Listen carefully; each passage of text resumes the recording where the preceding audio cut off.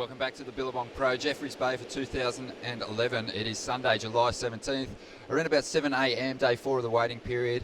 Ronnie Blakey and Joe Turpel down here on the surface deck for something different. Yes, it is. It's really cold down here on the deck early in the morning in the dark, and this is the time that everyone starts rolling out of bed and checking the conditions, and they're trying to see if they can see any sort of fill into the swell.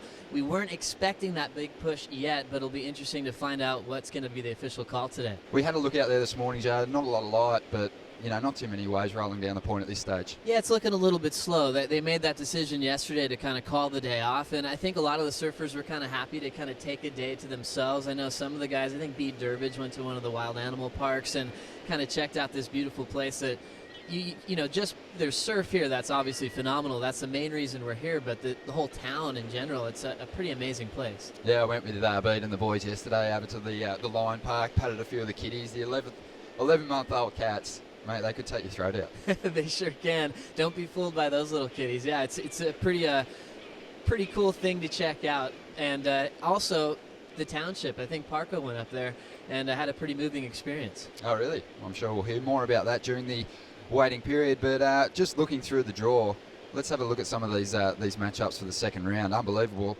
And Heat 1, we got to talk about it.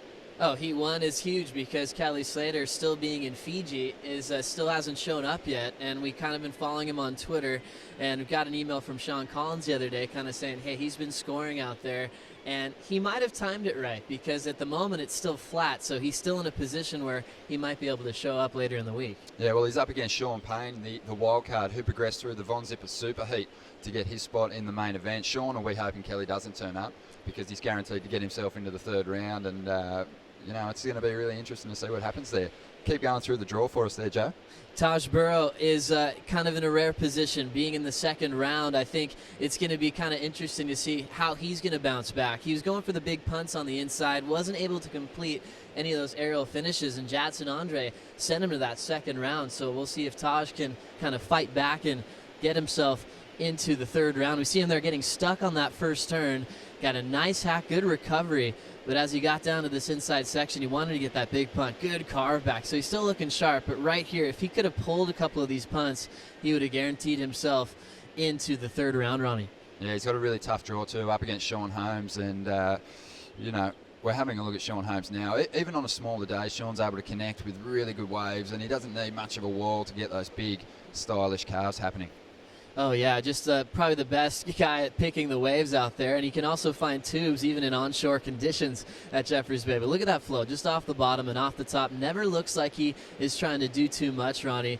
And we also want to take a look at Freddie Patacci because he actually blew up on this first wave, but broke his board in half on that final turn. Yeah, he did. Good to see Fred back from injury. He's up against Owen Wright in the second round. It's a really, really good battle between two of the best backhand surfers out here, you'd have to say, and probably two of the best backhand surfers anywhere. Oh, really. For sure. I definitely agree. There's that point where he just snapped it completely in half. It didn't even buckle. It just actually broke out in half right under his feet, and he was kind of shocked about that. Yesterday, he get stuck in town and surfed the area on a different board. Even though it was pretty small, he looked pretty sharp. Yeah, that's right. Well, there is some incredible matchups in that second round. When we do get competition underway, it's going to be fantastic to watch it all unfold, and we're really getting close to that cutoff point. So some guys really need to do some work. One of them is Adam Melling, last year's runner-up to the event title here. He's got a tough draw in the second round also, Heat 9. Adam Melling, look at, he's able to find the barrel and just trim it beautifully there. This was his best event last year, making that final against Jordy Smith. Look at that, just rip off the top. Has such a great style in point break situations. And this heat that he was in, I mean, he went down to Jordy Smith, but it was the highest heat total of the entire event. These guys had pocket 7s, and Jordy Smith with the 9 was able to take the win here. So maybe a different heat for Adam Melling, and he probably would have seen himself into round 3. Yeah, I can really see Adam Melling's point break style when he surfs out here, from Lennox Head, and just in fantastic form. And as I said, chasing a huge result. It's interesting to see because last year we had to go right into the Tahiti where the cut was. Now they've got a little more breathing room going after event number 6, so they'll have a little bit more time, but right now would be a good time to get a result. Most definitely. We're going to talk more about the event, the second round, and the conditions, but right now we're going to take a break. Don't go anywhere. You're watching the Billabong Pro J-Bay. 1, 2, 3, 4. when you're surfing with mates and there's some barrels, I get more excited than anyone. Looking into a barrel when one of your mates eats shit, it's just the best thing. Oh! Are you kidding me? It's almost more fun looking into it than being in there, because you're just like going, yeah, and then if they eat it, you're just like, yes. This is one of my favourite things. I love it.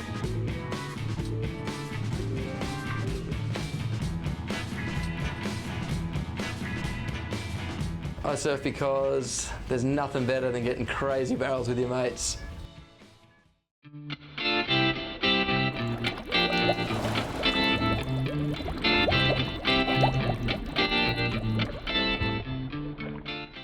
I surf because there's always one wave in a session that makes a session, you know.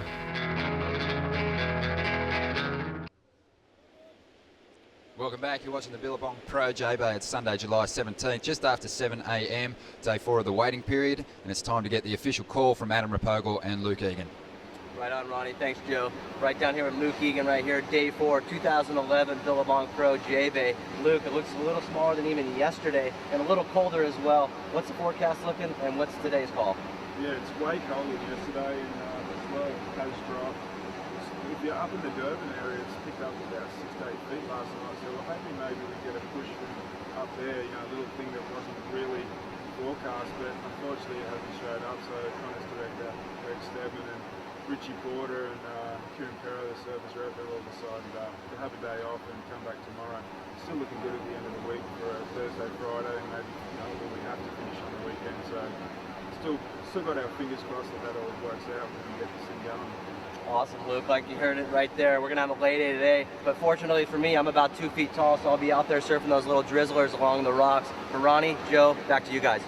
Thank you. Adam Rapogel there with Luke Egan, the official call. We are off for today, and it's a bit of a long-range forecast, and we're banking on the back end of the waiting period at this stage in time, but still every day we will come down here and we'll check it, because you just never know what might pulse around the corner. Definitely bright and early 7 o'clock calls each and every day, just in case there's something that you possibly might want to get into. But like Adam was saying, for kind of an everyday surfer from around the world, you could still get a couple sneakers, but for, you know, the best surfers in the world, we're going to try to get them in the best possible scenario. Most definitely. And we've got Surfline helping us out with the forecast, and we're going to have a look at some of their models right now. So let's throw to that.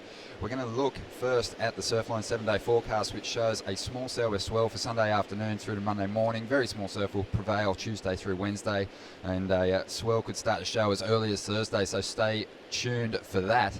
And you are now looking at the wave height chart showing the storm that's expected to form in the South Atlantic in a few days, which could set up a good sized southwest swell for the last 3 to 4 days of the waiting period.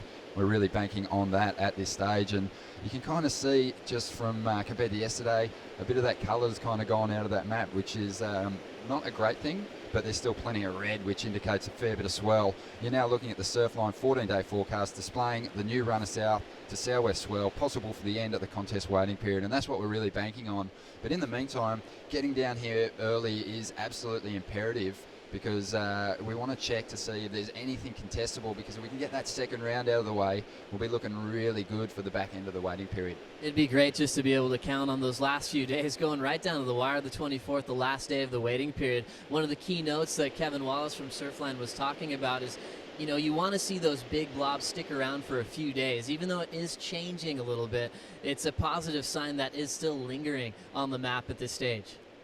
Yeah, that's right. Well, we spoke a little bit before, Joe, about the second round and some big clashes coming up there, but we didn't touch on the form surfers of round number 1. For you, who were the best guys? Well, for round number 1, you'd have to start with Jordy Smith being the defending champion. He went out there and he didn't even get himself on the set waves, and he was able to create big scores. So putting himself in that position, not even being on the sets, but going for those progressive big moves, yeah, that big throw tail reverse, that big lofty punt where he started the double grab into the front side grab. He's looking pretty lethal to me. Well, you could call Joel Parkinson the defending champ too. Last time he was here, he won the event. He didn't get the opportunity last year, but we had a chat to Parko about this event, and we're going to check out a piece now. Let's hear what he's got to say. How are you feeling about J-Bay this year? Good, I always love J-Bay.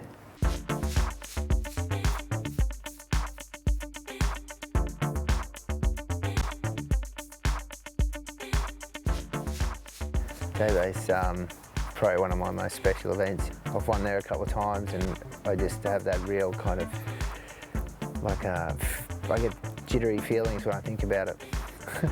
The wave's sick. It's a perfect point wave, you know.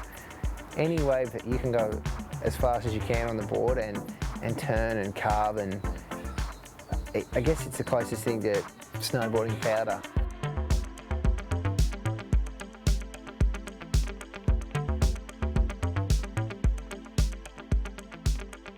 Last year I didn't get to back it up. You know, I'm a defending champ last year because of my foot. I cut it, so I felt like my forehand point break surfing's kind of, it was really on last year, and I just got hammered with that foot injury. So this year I'll just, if I can use all that energy from missing it last year and push it into this year, it'd be great.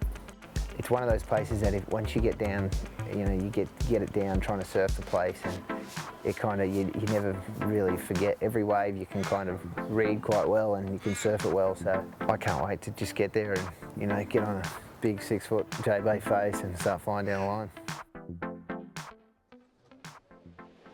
Been a while since I've watched some of that footage of Joel surfing this place, and you know, the year he won it back in 2009, he was surfing so well out here. I'm really hoping that at some point during this event we see Jordy and Joel in the same heat. Oh, exactly. It would be the great matchup, because you still want to have Joel with that opportunity to somewhat defend it, because he wasn't here last year to give Jordy that chance to kind of battle the guy who won the year before. I really like that call, talking about snowboarding out there, because you're going so fast, and Joel Parkinson makes it look so effortless the way he can lay it down on a rail. It's going to be an amazing thing. Let's hope this swell pumps in the last few days of the waiting period.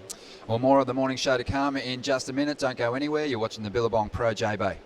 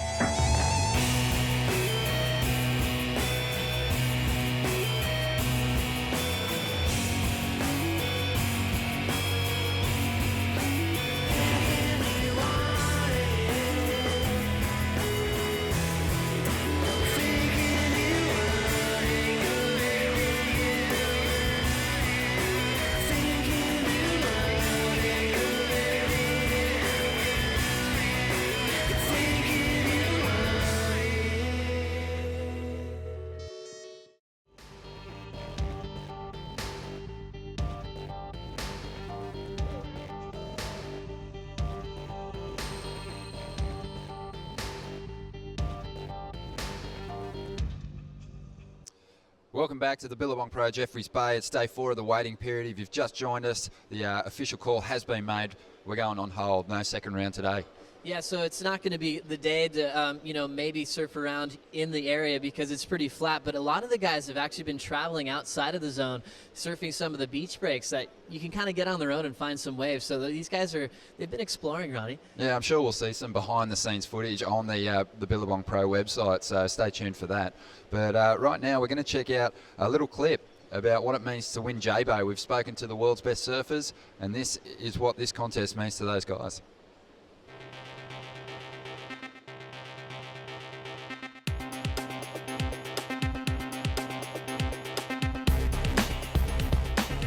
You know, these really good surfers that have risen out there, you know, Kelly, Joel, Andy, Aki, Mick, you know, these guys are able to like be in the moment and concentrate on that one turn. I think it's the 4th event this year, and it really kind of determines at that point who's going to be in the running for a world title. Yeah, I'd come close to winning J-Bay before, and then in 2007 I won it, and it was an enormous feeling for sure. It's J-Bay, and you know, you come into that channel down there and you're getting cheered up by your mates, so it's an amazing feeling, you know, to conquer everyone, and you know, such a perfect right-hand point break. I remember someone saying like you got to be like slow in the mind, fast on your board kind of thing. When you come up against those top informed guys, you got to surf beyond yourself to, you know, get past them.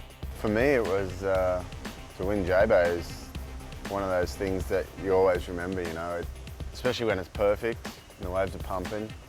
you know you've done a good job when you've won that event because everyone's ripping. Yeah, J-Bay is definitely an important event. I mean, it sits halfway through the year pretty much, so generally by that stage of the year, the world title contenders have kind of put their hands up, and you know, to do well there really kind of holds you in good stead to win the title. It offers everyone an opportunity to win the heat, and it's awesome when you see two guys just at their best, just going at it in perfect waves, and when it's consistent that happens a lot, so it's a sick wave. It's sick for the spectators and it's sick for us.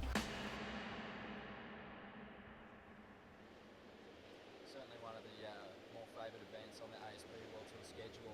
Everyone loves coming to J-Bay. The natural footers love coming here. The goofies love the challenge as well. It's going to be a big event. Pretty special to hear about what it would mean to them to take this big title. But we do have some amazing things that you guys can check out on the site today.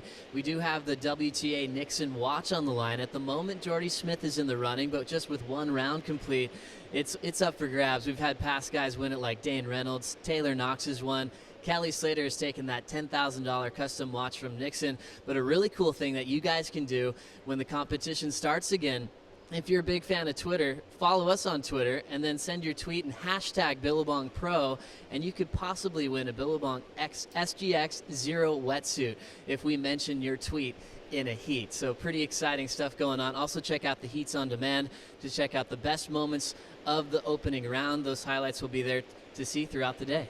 That's right. Well, we're going to check out those highlights now. We're actually going to leave you with them. But make sure you stay tuned to the site, billabongpro.com, and let's stay tuned for a big start. I can't wait to get this second round underway. Unbelievable. Let's get this thing going, and the bigger the better for these guys, Ronnie. We're going to leave you with those highlights right now. Have a good day, and make sure you tune in first thing tomorrow morning for the update.